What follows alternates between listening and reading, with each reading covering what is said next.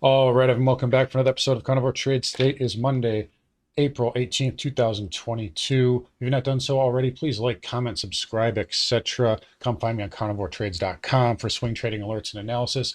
Market's closing in 5 seconds here. Look at the stick save that they're doing right here. There's the bell. Ridiculous action. But what have you come to expect from this crazy, crazy market? So it looks like we're going to get a daily doji candle. It looks like they got the spiders positive by 18 cents there, and the triple Qs by 26 cents. So they came in with a nice stick save right at the end here. So we had a gap down this morning, a little bit of an immediate kind of buy the dip. And then we started to roll over, got a little bear trap, and then a nice bid here in the afternoon and a failed bear flag, or excuse me, a failed bull flag. So all things considered, it looks like we got basically a doji candle on the daily time frame here. Let's flip over to the spiders daily. So yeah, a bit of more of a spinning top, kind of small doji there, but just a couple interesting things I want to point out here. All right, so here's your positives. So semiconductors leading the charge, up 1.7% here. That's a good look for the semis. And when the semis lead, I find a hard time getting too bearish. Also, take a look at Tesla here. Up nicely, getting a bit into the final 10 minutes, just like the rest of the market did, but up just under 2%. So when I see Tesla and the semis performing well, that usually gives me kind of a bullish bias. Also, we'll talk about it a little bit at the end, like we always do, but Bitcoin here had a fake breakdown today. And we'll have to see follow through on this, but see that hourly bear flag, that failed, but also the daily. We'll take a look at it after, and we know that the coins can be a leading indicator, and they have been a leading indicator, and we've always been watching them closely for kind of clues as to where the market's going to go. Another positive here is Bank of America, so good earnings there, giving the financials a lift.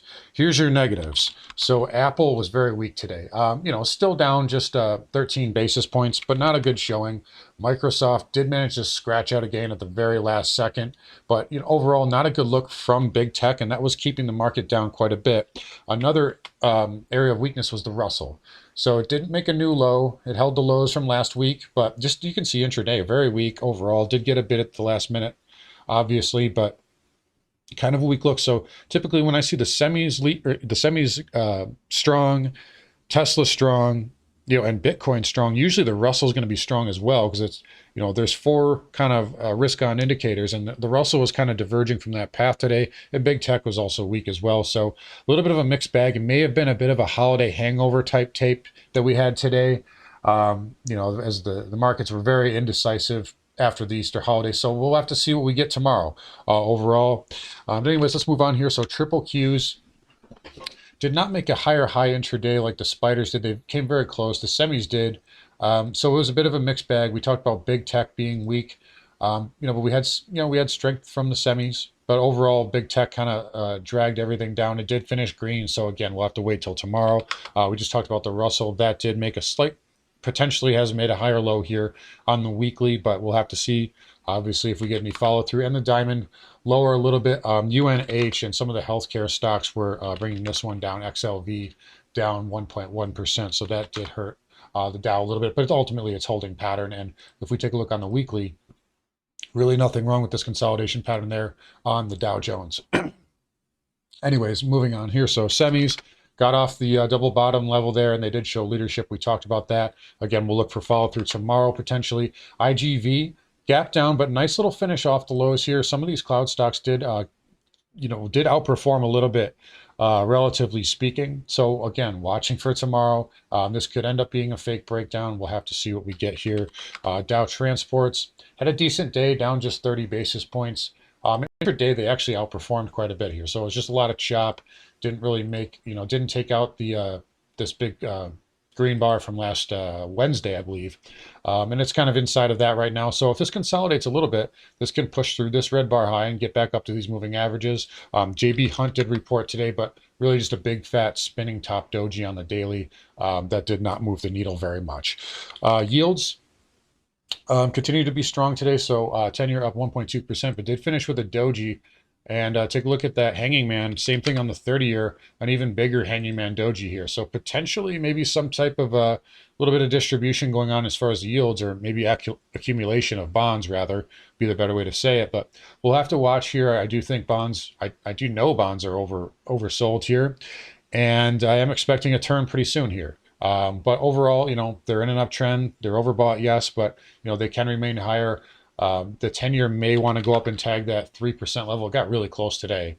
The 30-year is already very close as of last Thursday, but 10-year pushing up and getting closer. So we'll see if they go up there and get that 3% level, but the yield curve did steepen out just a little bit. So keep that in mind. Anyways, HYG here, so high yield. It held Thursday's lows, but ultimately lower just like everything else. But as long as it doesn't close below this pivot on a weekly basis, it's still kind of safe in my book. XHB lower, still not making a new low. Same thing with ITB and VNQ just pulling back a little bit of a doji candle there. But it's holding these moving averages, and it's holding trend. I think it looks like they just popped it above or closed it right on that daily 20 moving average with that last little surge here in the last 10 minutes. All right, moving on here. So financials, XLF was green today, up 60 basis points. Bank of America obviously leading the charge, 3.1%. So a nice defense there. Bank of America, and it needed it because it was losing this pivot here. You got this one going back here, but you don't want to lose these pivots here. So nice defense there for Bank of America. Even Citigroup was green today. Synchrony Financial reported as well. That was up 6%. Nice surge there for SYF. Closing back above this pivot and above the 50-day moving average. So a nice move there for Synchrony, as financials did get a bid. Schwab did take a hit though. So down almost 10% there. It did close above this pivot low, but that did hurt the broker dealers a little bit as that was down just over 1%. Crude here. So let's take a look at energy markets. Everybody's talking about energy. So we still at that area around 113, 112 I talked about. I said that high 108, 109. It did, reach that today, but it pulled back off the highs a little bit. After hours is basically flat right now. We'll have to see what it does tomorrow. XLE did make a new 52-week high, as did XOP, but we'll see if this little upper band here offers any resistance tomorrow. OIH also making 52-week highs, but I want to say this just so everybody knows. As we get into earnings season, these stocks, especially the XLE, are priced for perfection. So we know they're going to have blowout quarters, but they have to really, the market already knows that. So just be aware of that. If you own these stocks, make sure you trail your stop. Be careful trading these into earnings right now. Anyways, nat gas, everybody wants to know about Natty, up to $8 today, piercing through that. Was at $7 at last Thursday, or closed at 703 on last Wednesday. And, so that's like a 14% move in 2 days. So nothing out of the ordinary, right? No big deal, right? But nat gas pulling really hard off the highs here. And that's the problem when you get so overbought like this, is leverage and margin gets involved. And, the underlying fundamentals will take a backseat when that stuff starts to hit. And that's why you get that waterfall effect. So again, if you own nat gas, trail your stop. Do not let this go against you. But this is getting into stratosphere territory. It is completely vertical. And when it comes down, it will trigger margin selling, and it will come down very quickly. Not unlike how crude did about a month or two ago. So that type of selling I do expect here in the next week or two on nat gas. Anyways, all right, so move on to the dollar. So dollar index green, just like everything yield related. So again, pricing in hikes and so on. Not a surprise to see the dollar up with yields up, but again, it is getting kind of long in the tooth. Doesn't mean it can't go a little bit higher, but it is into a lot of weekly resistance up here in this range. But man, dollar has been strong, lots of money. And where else are you going to put your money right now? You're going to go to Europe? You're going to go to Japan? You're going to go to China? Nobody trusts them. So money's coming into the dollar, and that's one of the positives right now for the U.S. market. Anyway, gold here. Told you guys that 2000 handle, 1995, right in that area. That's where it pulled back today, but did get a nice bid here. It was, it still is green, but a lot of resistance up in that zone there. GDX was red. It gapped up, and then it looks like they just popped it positive for the close there, with everything getting a bid there. But a bit of a reversal off the highs there, new 52-week highs. I told you guys 42, I believe, was the level I gave you guys over the weekend. So that should be resistance there for gold. Silver also reversing. What was the level I gave you guys last week? 26.50. So that's where we went today, right up there, 29.45 and a half, or 29.49 and a half, excuse me. And right up to that area, pulling back.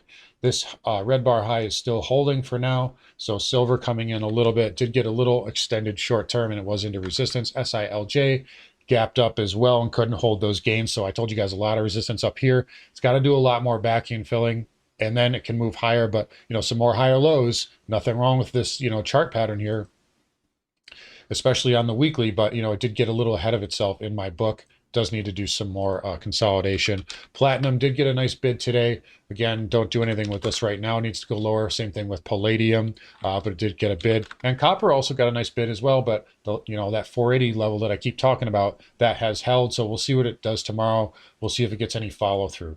All right, I want to talk about Bitcoin here. This is really important. So awesome stuff here. So over the weekend, we started to develop this bear flag. I told you guys last week, I said too, if this starts to go sideways, it could set up bearish, but there's a lot of support down here. So it's going to need to do a lot of consolidating to take it out. And what happened is basically they stop loss hunted everybody today. And here, let's look on the hourly. Look at this beautiful hourly bear flag, by the way, and then pop, little bull flag, and then boom, negated that. So Bitcoin reversing. And crypto, that's potentially a failed bear flag here on the daily, but we got to close above 42,441. We get a daily close above that, which would also coincide with that 50 moving average as well, by the way. You get to close above that red bar high, and this can surge back up to 48,000. So be on lookout for that. They just trapped a lot of bears down here, and they stopped out a lot of bulls. So I'd be watching this very closely into tomorrow. There's Ether, beautiful breakdown below the 50 moving average, and then a reversal. They saved it. So this can be good for the markets. We've been talking about this. I've been talking about this for the last couple of months now, but crypto has been an excellent leading indicator for the markets overall, as it is such a good gauge of risk on and, basically risk appetite, essentially. And, again, to go back to what I was saying before, the positives here are you got Tesla up, you got the semis up, you got Bitcoin up, and then we got the financials also starting to, Bank of America giving the financials a lift as the financials are basically finishing earnings season now. So that is a good, there's positives here for the market. Again, the negatives is the Russell needs to get up off the ground. And Apple and Microsoft, a little bit of a weird, a little bit of weakness today. You'd think that they would be up. Google did hold on a little bit. It was up 0.5%. Let's go get Amazon. Amazon was green, but a little bit of softness in big tech. We'll see if this was a bit of a holiday hangover. Obviously, tomorrow will tell us a little bit more. Anyways, guys, I'm going to wrap it up here. Thanks for watching. Don't forget to like, comment, subscribe, and of course, find me on carnivoretrades.com for killer swing trading alerts and analysis. I'll talk to you guys all tomorrow.